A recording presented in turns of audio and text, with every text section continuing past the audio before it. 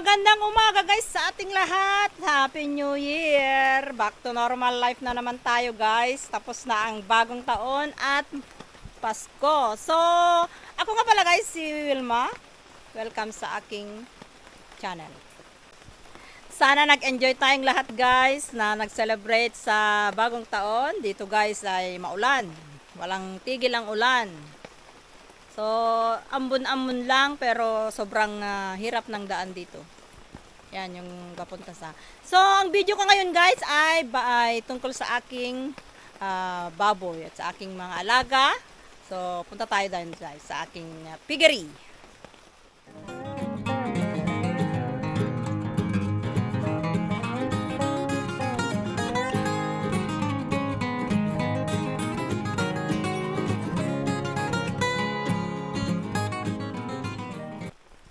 Napakadulas ang daan dito guys kung umuulan. Kaya pag wala kang botas ay talagang maputik.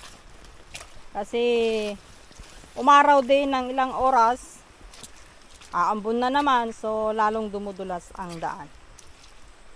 So ito na pala yung piggery ko guys. Saka ito yung aking mga pato. Ayan.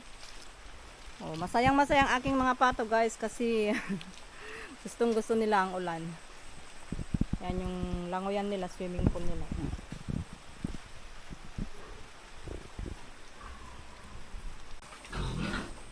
Hello! Morning, morning! Good morning, good morning! Oh, ang ganda na ng mga baboy ah. Oh. Come on, good morning, good morning. At laging nakahanda ang aking may mga madridagwa ako dito guys. Nagtanggal ako ng cuttings nila kasi ang dami. Alam nyo guys, pag umuulan, tapos yung mga umuusbong yung mga ano nila. Kaya tinanggal ko na. Maganda ito sa mga baboy guys. Yan ang binibigay ko sa kanila guys pag yung merienda time. Naman yung dalawa kong pero ito guys yung breeder ko yung isa, lalaki at babae.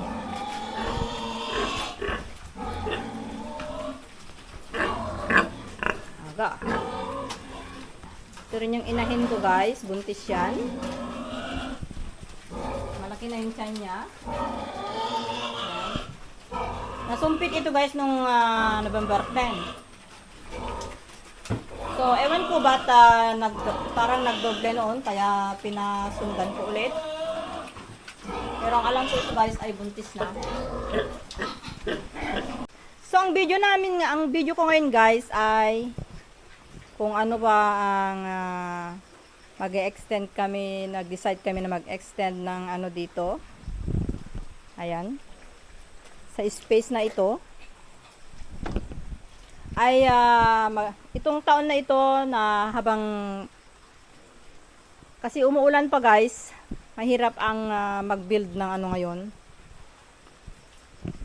So nag-decide kami pag mabuntis yung dalawa kong inahin yan guys, kasi nagsabay na ano yan, mag-extend kami dito ng paglagyan ng paanakan dito guys na banda.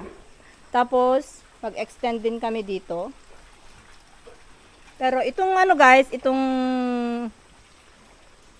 place ng aming pato ay i-atras namin dyan kasi konti na lang sila. I-atras namin doon, i-transfer namin yung mga ano nyan, paliitin namin kasi sobrang lawak na. At dito namin guys mag-extend ulit dito, side by side.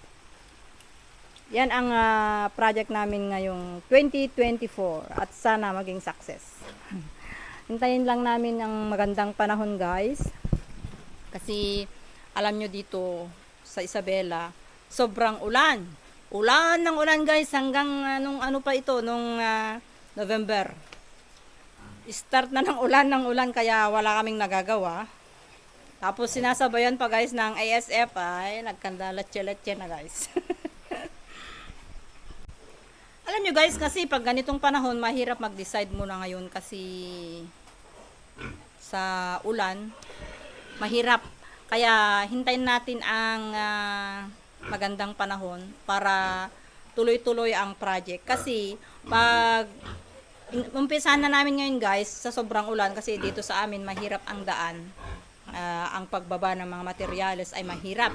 So, ang pag-decide ko guys by next month, baka sakaling tag-araw na, basta kung pag tag-araw na, ay doon muna namin umpisahan guys. Kasi dito, malayo guys ang pagbagsakan namin ng materyales. So, kailangan tuyo ang daan. Tapos, ang ginagamit namin guys, pag nagbababa kami ng mga, pagpapagawa kami dito ng piggery, nagpapa-extend, ay kinakailangan namin ng kalabaw. Kalabaw at saka yung kariton. Kasi yung kariton guys, yun ang paglalagyan namin ng mga materyales na ibinababa dito. Kasi itong mga baboy namin guys ay gagawin kong 4 ang aking inahin. Yung isang babae dito, ayan. Yan guys, babae yan. Gagawin kong inahin yan. At ito yung mga fattener ko. Saka may isang babae pa doon sa isang kulungan. So, gagawin kong 4 para tuloy-tuloy ang pag-breed namin ng baboy. So, yan ang magandang plan ko guys ngayong 2024. At sana maging success pagdating ng na mag-start na kami. Ayun. Hindi naman na mahirap ang guys. Ang mangarap ba? Libreng mangarap guys. Kahit na nalulugi tayo, lumaban lang tayo. Kasi ito guys, itong inahin kong ito. Ayan. Ito guys ay ilalabas. Tatanggalin ko itong crib na ito guys mamaya pag mag-start na kami. Tanggalin ko itong crib. Iisa ang paanakan namin. So, ito ang magiging room ng fattener. Ayan. Tapos, ito rin ay room ng fattener. Malawak ito. Kasi ang fattener, pag marami kang baboy guys, ay maganda pag ilagay mo sa isang kulungan malaki. Ayan. Para tipid ang kulungan natin guys. Itong piggery ko guys ay 1, 2, 3, 4. May 6 na kwarto. Ayan, ito yung isa. Ito yung bago noon na in-extend namin. Isa. Tapos, ito yung nilalagay namin yung mga inahin namin. Ayan, ayan. Ito. Medyo mataas ang kasi yung mga naakyat niya yung mga baboy. Ayan. Isa, 2. Tapos, dito guys yung ng biik. Kaya pinasadya naming mababa ang lang nipple. Kasi pag nagwawalay kami guys, dito ko nilalagay. Talagang pinasadya ko ito na bagong walay na biik na kwarto nila. At ito namang room na ito guys ay yung istakan namin ng tubig na galing sa bundok. Ayan, may mga drum kami dito. Ito. Kasi ito guys, tuloy-tuloy ang tubig dito. Ayan. Ganyan lang siya hanggang ayan, overflowing yung drum namin. So, nasasayang ang tubig. Kasi yung mga ibang piggery dyan, nagbabayad sila ng tubig. Pero dito sa amin guys, overflowing. Tuloy-tuloy yan. Kaya naka-stack lang kami ng drum dyan. Kasi itong hose na ito guys, ay galing doon. Kinonect ko doon sa bundok. May tubig doon guys na buhay. Yung parang spring siya.